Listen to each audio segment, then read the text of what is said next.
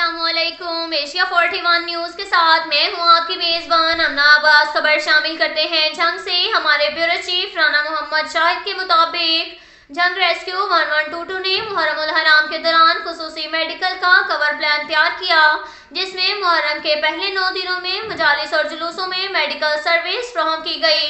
इसके अलावा यौम अशूरा के दिन जिला भर में होने वाले बड़े जुलूसों में रेस्क्यूअर्स के अलावा 35 रजाकारों ने भी हिस्सा लिया। रेस्क्यू एहलकारों के जुलूस के रूट पर मुख्तलिफ जगहों पर एमरजेंसी पोस्टें बनाई गई थी।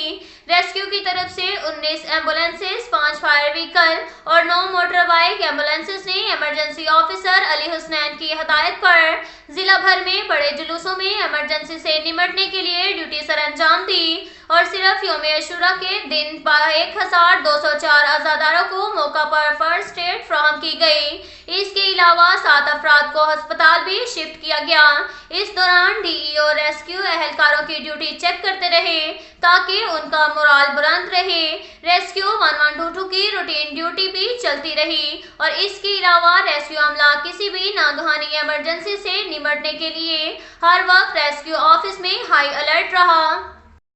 इसके साथ साथ एक और खबर शामिल करते हैं जंग से। हमारे ब्यूरो चीफ राना मोहम्मद शाहिद के मुताबिक DG food authority Shoaib Jadoon और डिप्टी कमिश्नर अहमद कमाल मान की हिदायत पर पंजाब फूड अथॉरिटी जंग की बड़ी कार्रवाई डिप्टी डायरेक्टर ऑपरेशन जंग की सरबराही में फूड सेफ्टी टीम ने जायदुल मियाद और टेम्पर्ड बोतलों की बड़ी खेप पकड़ ली। मुलजिम एक्सपायर्ड बोतलों की एक्सपायरी तारीख तब्दील करके बेचते हुए पकड़े गए।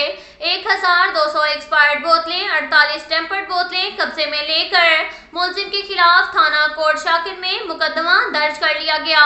अब तक के लिए इतना ही काफी है। मिलते हैं अगले बुलेटिन में, हमारे साथ रहिएगा। अल्लाह हाफिज।